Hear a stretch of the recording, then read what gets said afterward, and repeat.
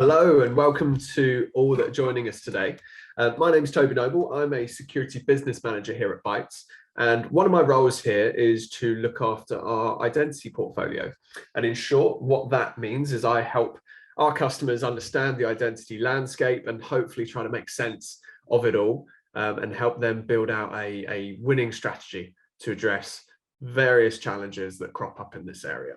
So today, I'm joined by David Higgins from CyberArk. David, did you want to introduce yourself there? Yeah, thank you, Toby. So David Higgins, EMEA Technical Director here at CyberArk.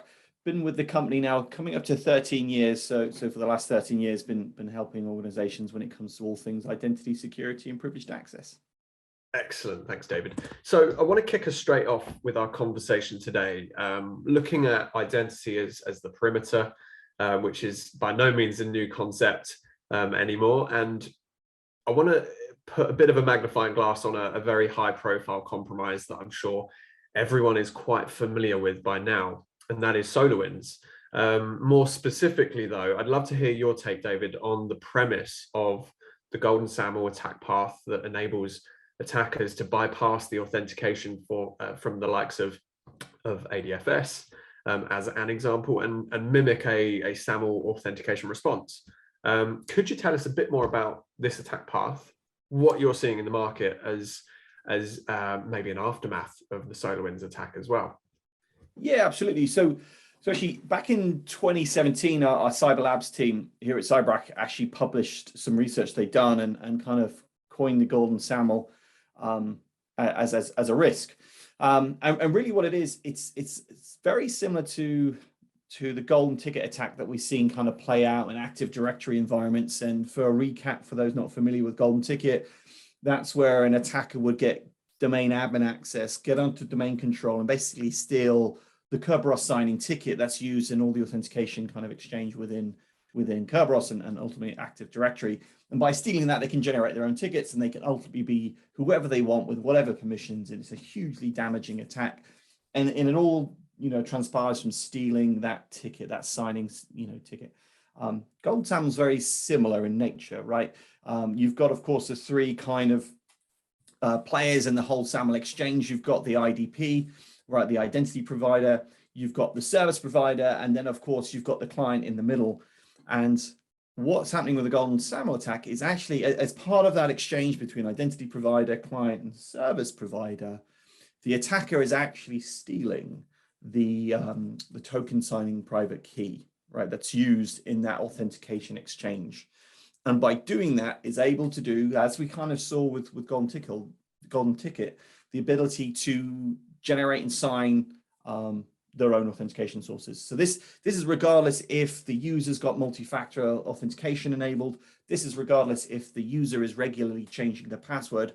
Once the attacker has hold of that private key, they can circumvent all of that and generate their own authentication tickets and basically get access with whatever authorization really that they want. And as I say, our team did some research of this back in 2017, and their example was using ADFS and AWS and actually completely bypassing the authentication process and doing that.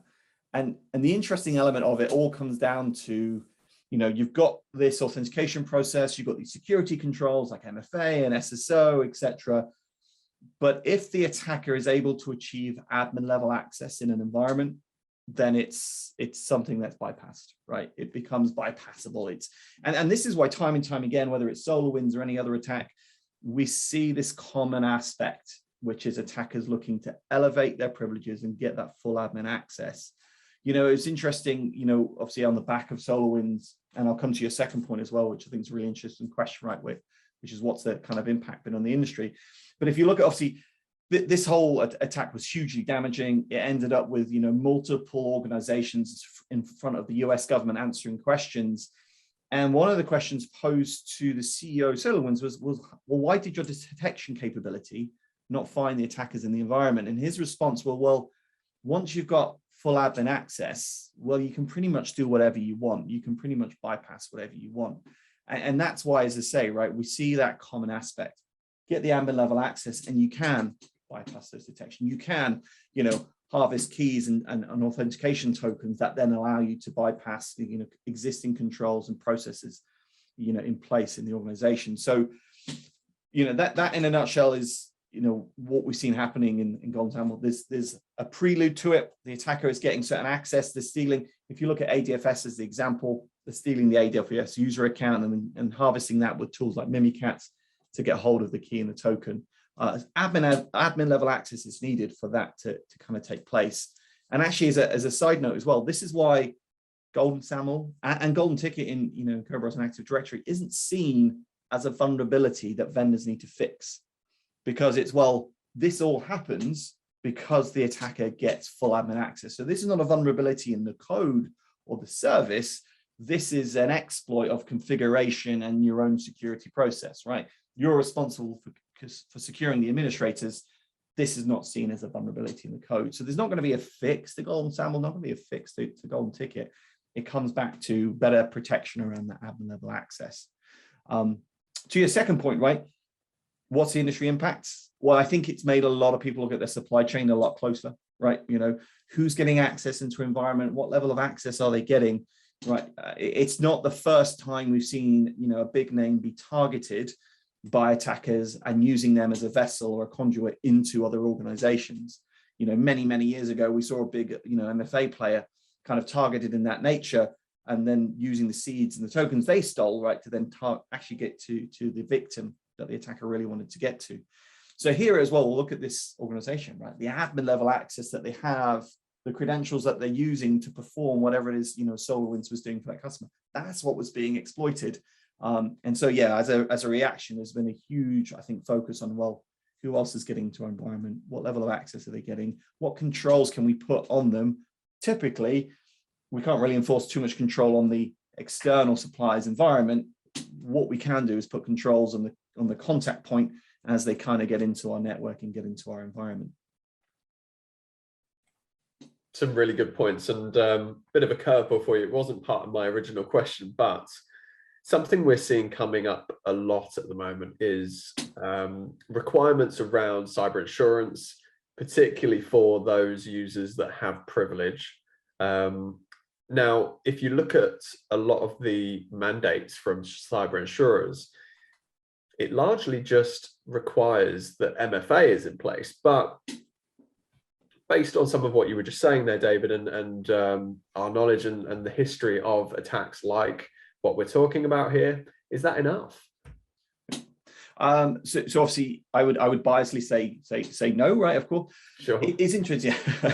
Going back to what I said before, it's that consistent thing that we see in all the huge data breaches, cyber attacks that we've seen, is at some point privileged access is compromised, admin level access is compromised, because you can circumvent detection, because you can shut down backup systems, because you can steal authentication tokens and bypass MFA. So to your point, I'd almost argue, and some would of course claim that I'm biased in this argument, that securing the administrative access in your environment and making sure only those that need it are getting it for the the shortest period of time possible is kind of part of your kind of basic hygiene, your basic foundations of a cybersecurity policy. And then things like MFA and detection capability leverage that secure foundation that's been built.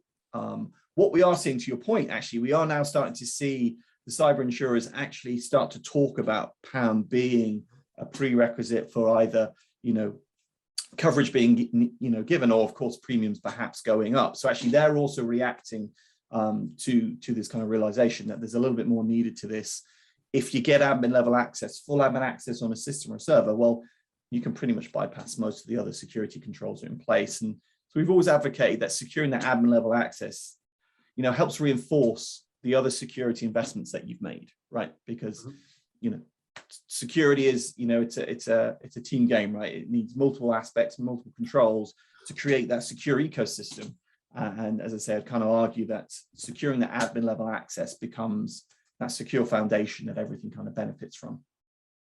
Perfect. No, that's really insightful. So just for a second, then coming back to the methods of the Golden SAML attack path, SolarWinds as an example, brings into question the security of the sources themselves, the authentication sources, regardless of provider.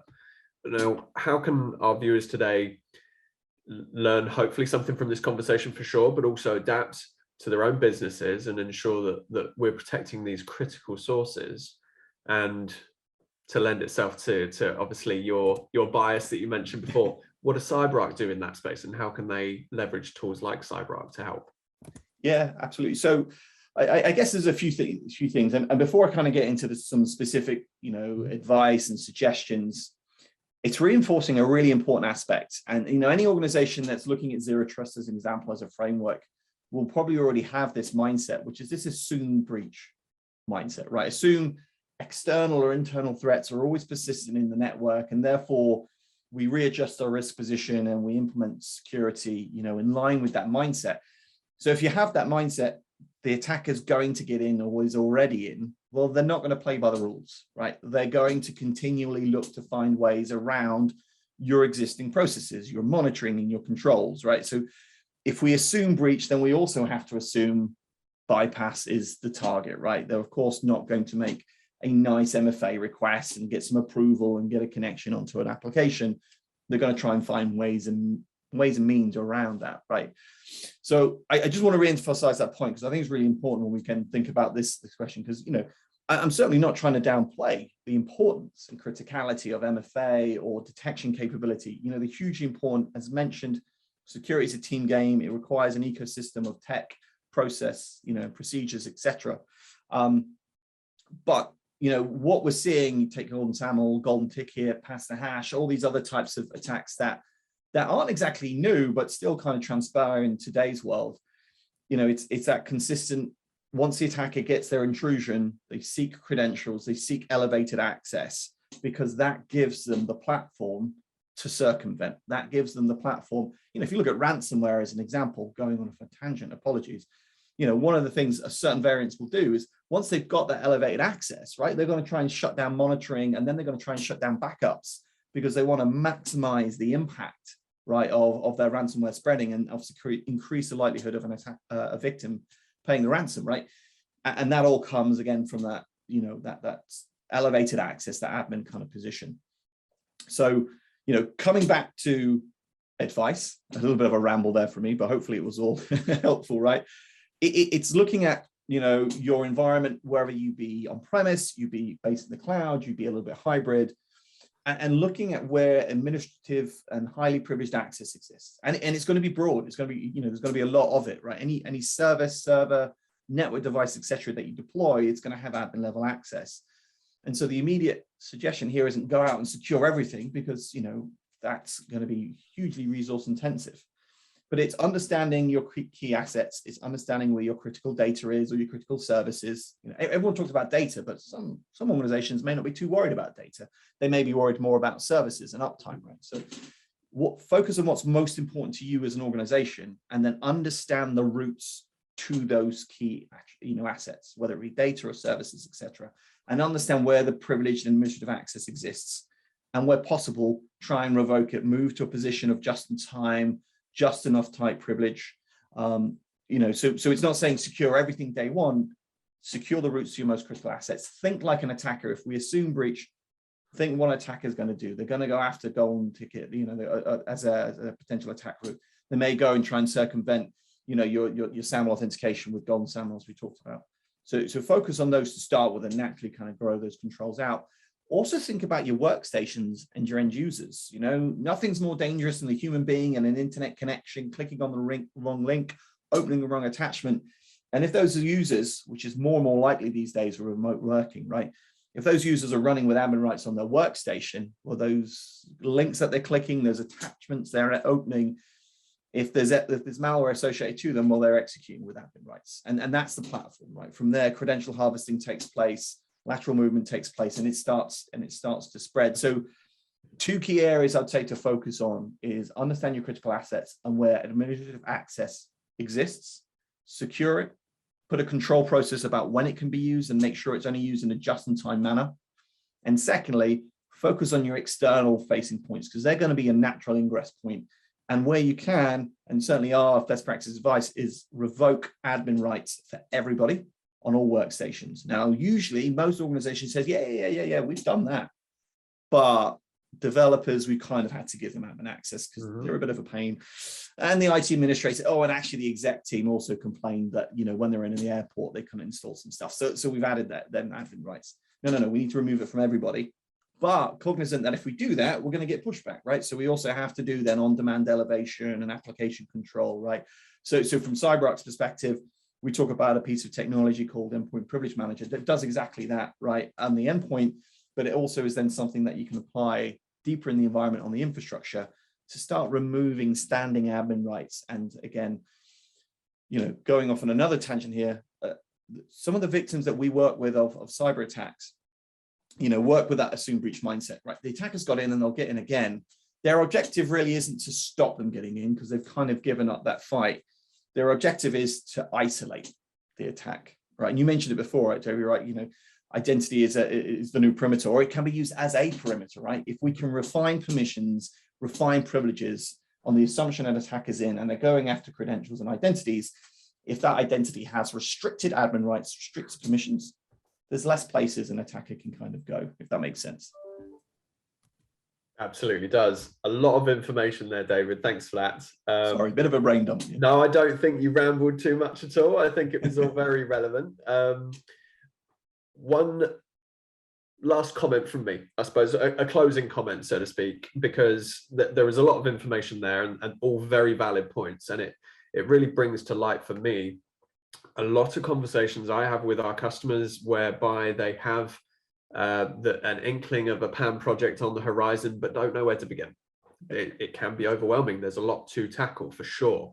And CyberArk, great example of a company that our customers can work with to help get that initial understanding of what the landscape looks like, what they're dealing with.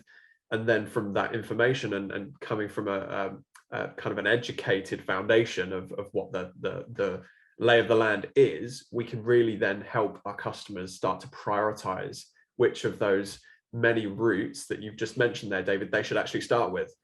Because what might be right for one may not be quite right for another, as you mentioned, around the importance of data and bits like that. So engage with us. It's absolutely imperative that if you feel a bit lost, don't know where to begin with a PAM project, let's have a chat, because we do this all the time. We'll be more than happy to help you make sense of the landscape and what we're looking at here.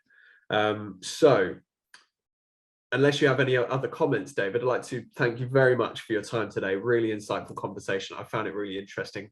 Hopefully our viewers have too. If anyone would like to continue the conversation, we'd be more than happy to do so, of course. Please do just feel free to reach out to your Bytes account manager, myself, my details, toby.noble@bytes.co.uk, or you can email tellmemore@bytes.co.uk.